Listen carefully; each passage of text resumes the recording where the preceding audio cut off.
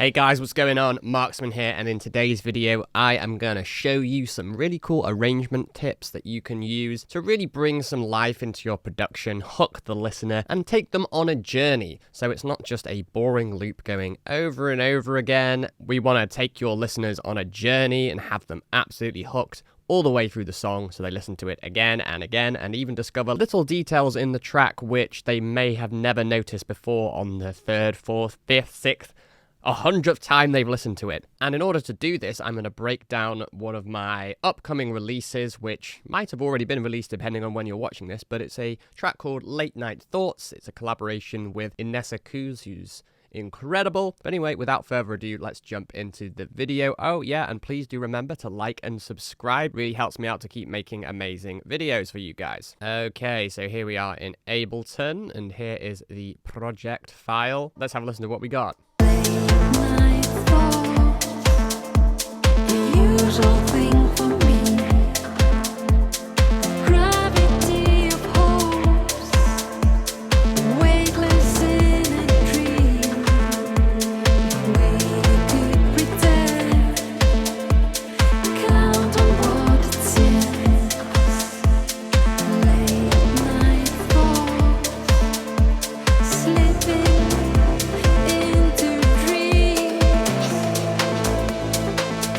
So pretty cool song. It's like that deep, progressive, moody, kind of dark, and it's about having a racing mind when you're trying to get to sleep with all this anxious thoughts, and you just can't get to sleep basically because your brain's on fire. But yeah, the track itself, it's not like, I would say, crazy complicated by any means. It's obviously got drums, like most tracks should do.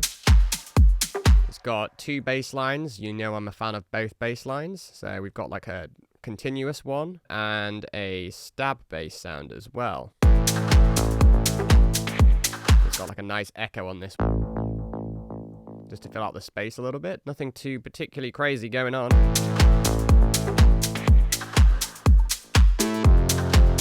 And then I guess the main melodic component is, I guess the hook here is this very simple lead here, which is doing this. So it's got a fair bit of automation going on. Main lead. And then we also have this really nice dreamy pluck sound here a bit later on. It sounds like this.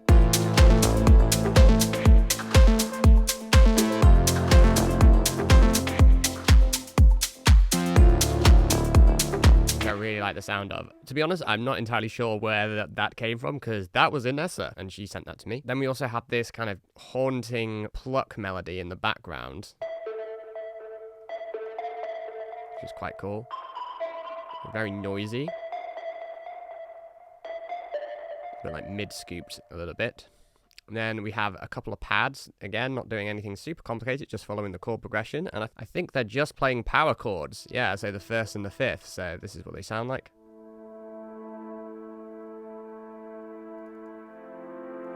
Like very subtle in the mix. Like nothing. Quite quiet compared to everything else. Very in the background. Then we have some more pads which come in a bit later on. Just nothing too wild going on. Just to fill out the textures. And then of course we have the beautiful vocals of Inessa. She actually wrote the lyrics on this song.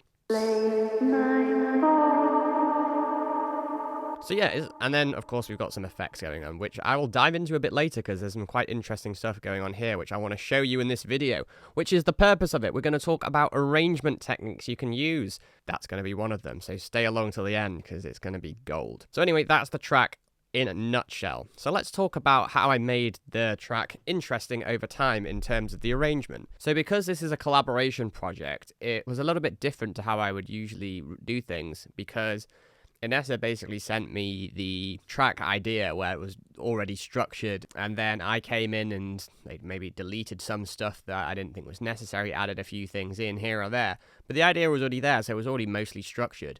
But I did change the arrangement a little bit, so let's just talk about that. We'll talk about like the top-down level of arrangement first, so the macro structure, or the general structure, I suppose. And then we'll talk about the micro level of arrangement, which will really take you to the next level in your arrangements. If you're only doing the structuring, the macro level, then your songs are going to be pretty boring. But when you do the micro stuff, this is when you sound super professional. So listen closely. But of course, if you don't know how to structure your song in general, well, we need to start there, don't we? So in general, what you're going to have is probably some sort of loop like this, for example, like the climax of the song around here. You'll have something like this. I'm going to turn the vocals off because you'd probably write the vocals later, but you're going to have some sort of loop, whether that's 2, 4, 8, 16 bar loop, your climax, so this.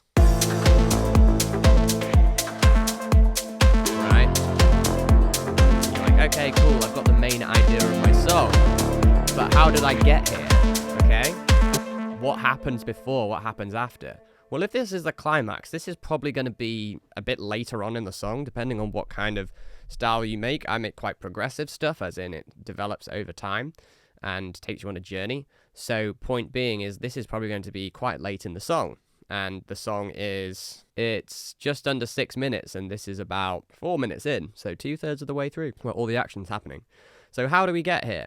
So what you're going to do is you're going to start off with sort of slowly building in all the elements. So if we jump over here, we just got some drums and this pad slowly introducing the idea, or the key of the track, really. This is just playing a power chord in A, because the track's in A minor. And then we have this main synth lead coming in here, slowly over time, and it's being filtered using a auto filter, being slowly filtered in over time.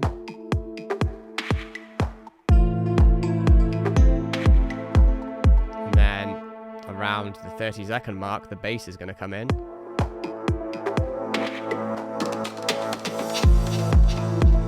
Oh, and you see that? There was a drum fill there. That's an advanced technique you can do for transitions. So just before the drums, just before the bass comes in.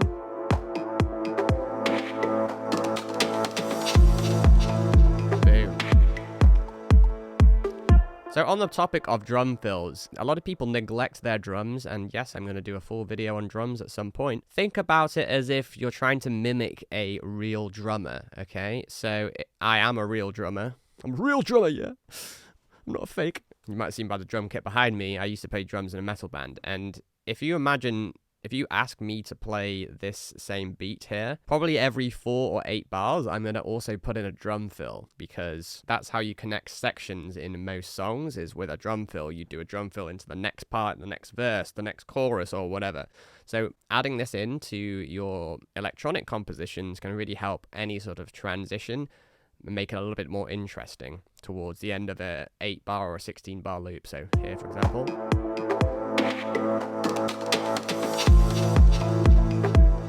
I just made that transition into the bass coming in a bit smoother. And similarly, we're just building stuff over time. Like, nothing is really game changing here, to be honest with you. Like, we're adding in elements, filtering them in, making them more intense. So on this bass sound, I'm opening up the auto filter. So it's getting more and more bright and intense, okay?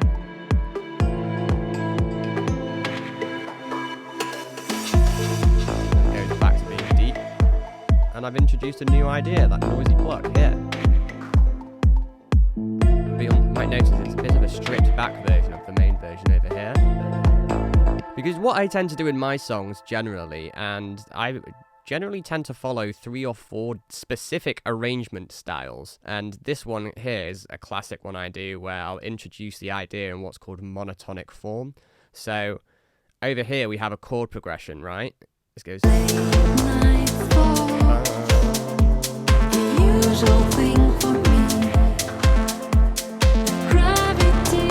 So the bass and the chords and pads are following a chord progression, but over here I have it so it's just playing the root note, okay, called monotonic.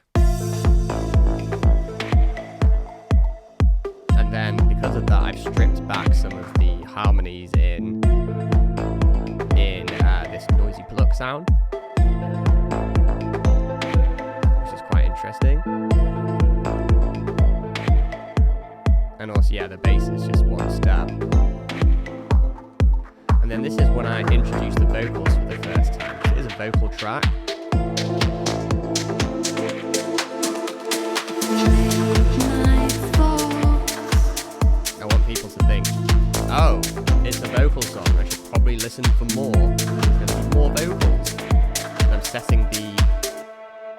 setting the theme of the track. The song's called Late Night Thoughts, so I took this little snippet of it and sort of repeated it every now and then.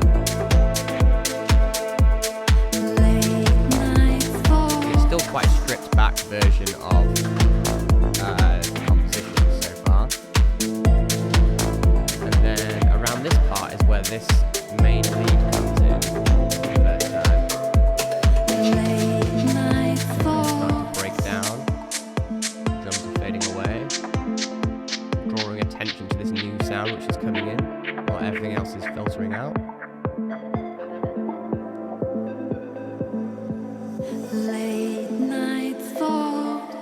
And this is where this noisy pluck sound starts becoming more prominent with the full arrangement here, or the full pattern.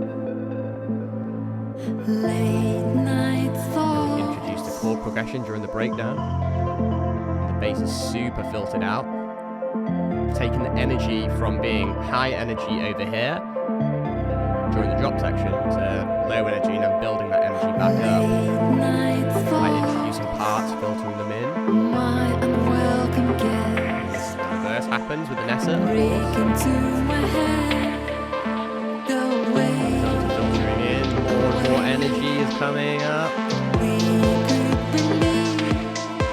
This automation of this lead sound here as well. You just see like I am controlling the release of the ADSR envelope, the filter frequency of it, so it's like quite deep here, but over here it's quite sharp, it's a lot brighter over here. And then I'm also playing with the filter cutoff frequency on the synth itself as well, so it's getting more and more bright. And then I also send it to a washout here, so it gets... So it becomes super big and spacious just before the drop, and then there's another little drum fill here. So let's just listen to it just before the drop with everything in.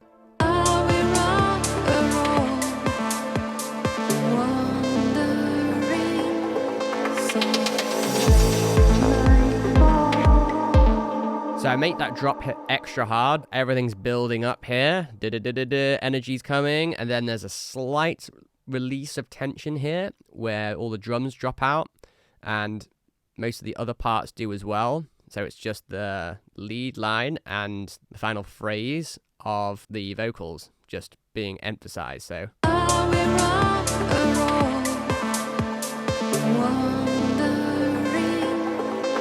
fill. That makes the drop hit really hard. Well, figuratively hard. It's quite a chill song actually. And something else I did as well was I took that same Late Night Thoughts part, and I'm running this through a filter group. So it starts off like quite deep, and it's also washed out using a reverb and echo here. So listen to this. So it's super spacious and deep, but then it's like slowly coming back in. Like building up to the point where the last one is coming back. And this one is exactly how it was in the mix. So yeah, it's not super complicated. Like as you can see, there's not that many sounds, and it's just arranged in a way which keeps it interesting by basically taking the idea, developing it over time, but also just a couple of things in there, like drowning this out in reverb and building it up before the verse hits again. And yeah, it's nothing really crazy on this one. There's not particularly any wild sound design going in on this one because it's a vocal track, so we want the attention to be on the vocals. But if you didn't, you'd probably be doing more automation on, say, your lead sound here. I wanted this to be this sound here. The reason why it's simple is because I don't want it to attract too much attention away from the vocals. So they work like quite well together. Late night thoughts, It's kind of like a a heartbeat. usual thing for me. The gravity of hopes They don't clash too much. I'd say they actually complement each other pretty well. But yeah, it's nothing super crazy. So what I hinted at the start of the video was a real game-changing trick, which you can do right now if you so please. And this is in the effects bus. So I have all of these effects, which are really interesting to make. And they're all made from basically every sound in this track and run through a bunch of effects and then reversed. And this is kind of what you get. So this dreamy pluck sound, for example, so this sound here, that sound, if we put a load of effects on it and reverse it, you get this, which is really nice to put during transitions / every 8 bars. As you've seen, I've done it here. Every 8 bars, there's one of these different sounds. I'll show you. So I'll play it from here just because it's going to be quiet, but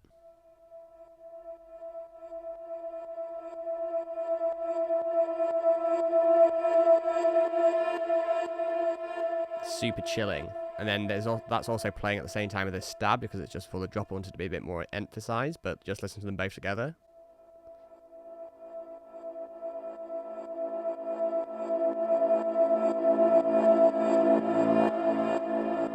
Pretty cool, eh? And then this is really going to emphasize this transition to the drop alongside, of course, the classic reverse crash, but just listen.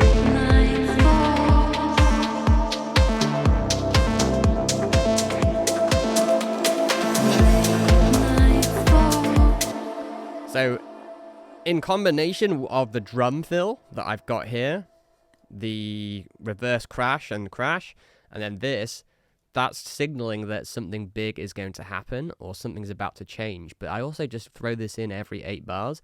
And a nice way to introduce a sound, for example, is whenever you're about to introduce it, you can use that reversed affected sound to introduce it. So here I have the bass. And when the bass comes in, it's just before. So listen to how this sounds.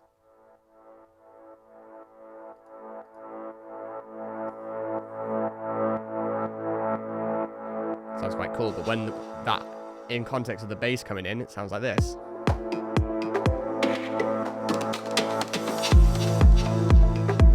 Sounds kind of right, but if we don't have that in, listen to what it sounds like.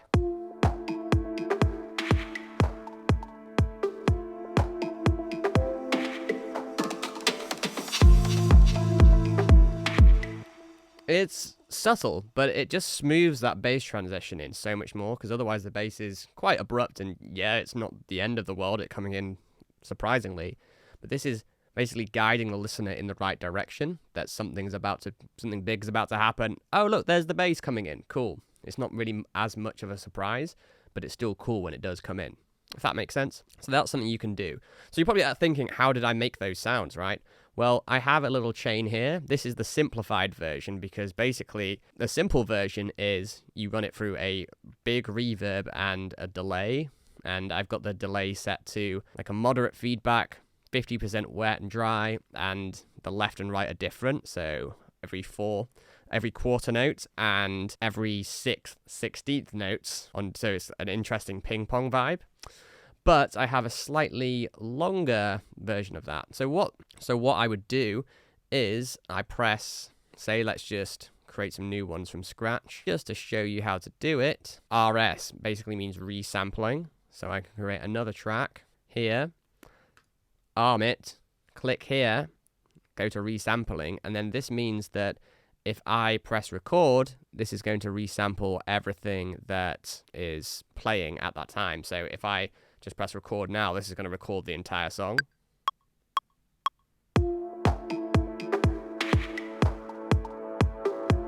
This is the entire song here. Right. So now if I solo this.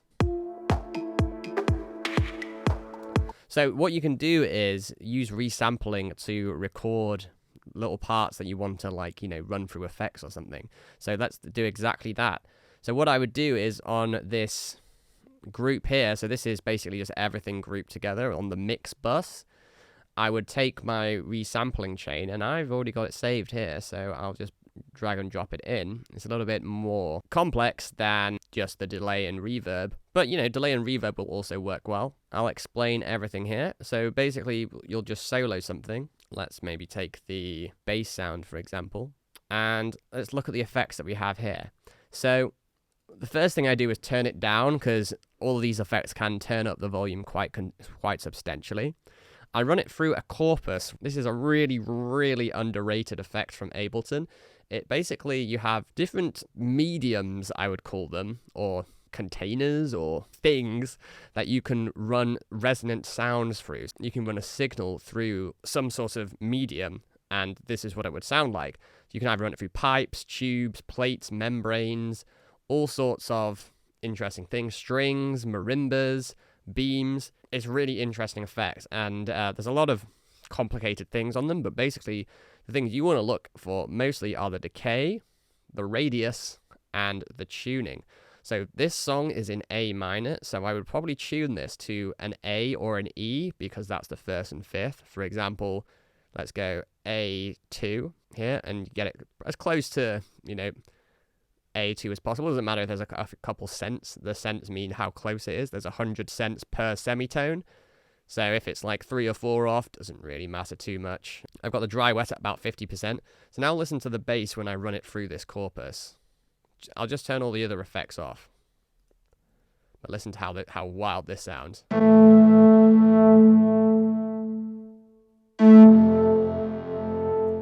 So you can use it as a sound design tip as well. So this is running through the pipe setting. You can change it to tube. And of course we could change this to, if you put this in the bass frequency, this is going to sound absolutely crazy.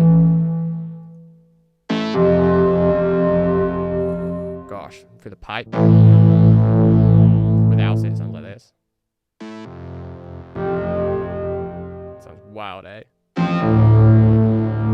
But yeah, the only thing is you can only tune it to one note. So if you're doing like chord progressions, like in this bass, it's going to sound a bit weird, but let's try A1. That sounds wild, doesn't it? And then you can play with the radius here. Or the opening. There's a lot of cool things you can play with to get a particularly interesting timbre, but I usually have the radius tends to brighten up the sound. I like them to be a little bit darker, and I usually use the pipe and tube setting because I do love piping people, and I've got a pretty big tube. So, but you can play with all sorts of settings like the membrane. I tend to think the most interesting sounds are pipes, tubes, and plates, perhaps. But yeah, in terms of what I usually use the pipe. The opening can be quite cool. Get some really wild sounds. But anyway, after that, I send it through this grain delay where it's basically just to mess it up a little bit more. It's very subtle. And then I also send it through this crystallizer, which is from Sound Toys. It's so cool. So what this is doing is creating some more granular effects to it. So that's without the crystallizer. Now with it. It's adding some interesting granular delay stuff afterwards, but we can even pitch this up an octave if we wanted to. So this is what it would sound like now.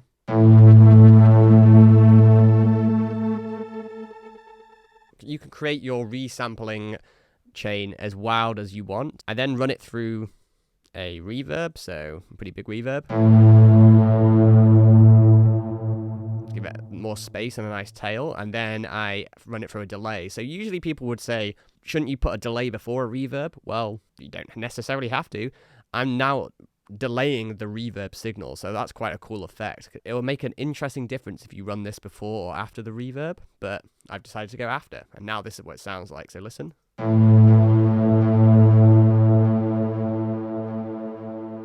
That's a crazy sound, right?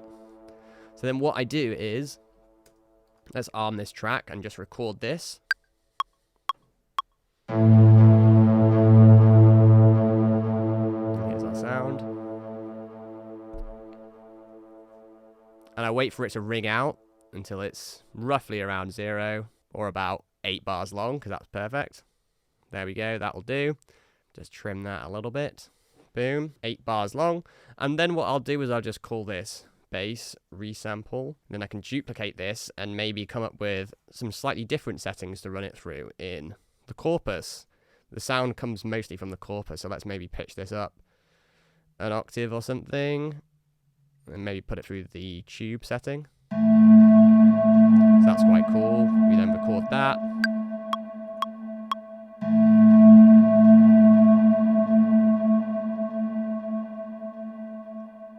Boom, done. And you can create as many variations on the same sound as you want. You could even do it at a slightly different point in the song, or whatever you want. The world is your oyster. And then I just go through basically every instrument and do this. So I might do this with this synth sound here. And you can see, because it's already chopped up weirdly, that I've already done that.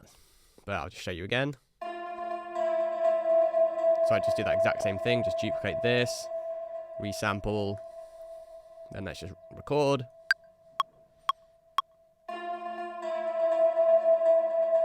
So this is how cool that tail sounds on it.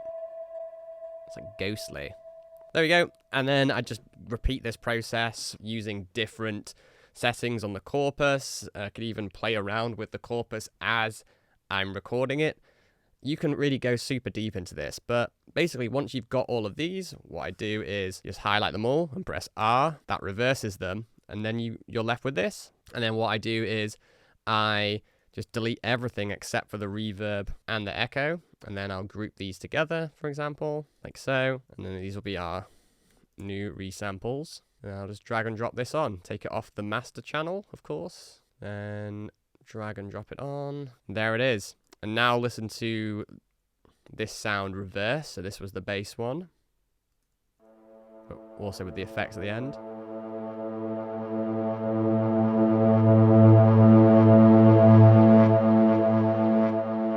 That makes a really cool transition.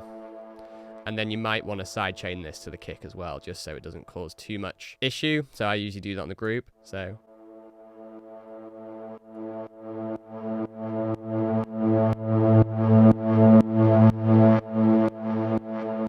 that's pretty cool. And then of course you can EQ each sound to your taste, like maybe you don't want the bass in because it'll clutter at the low end of your mix, so just EQ that out.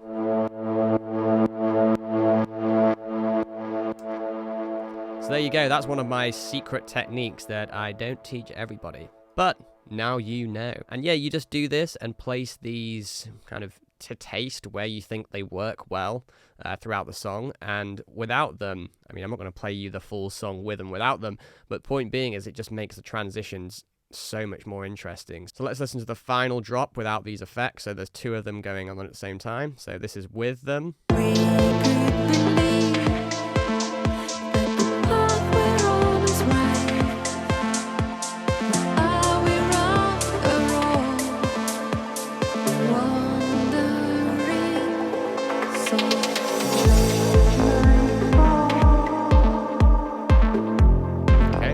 If I turn off these resamplings, listen to that again.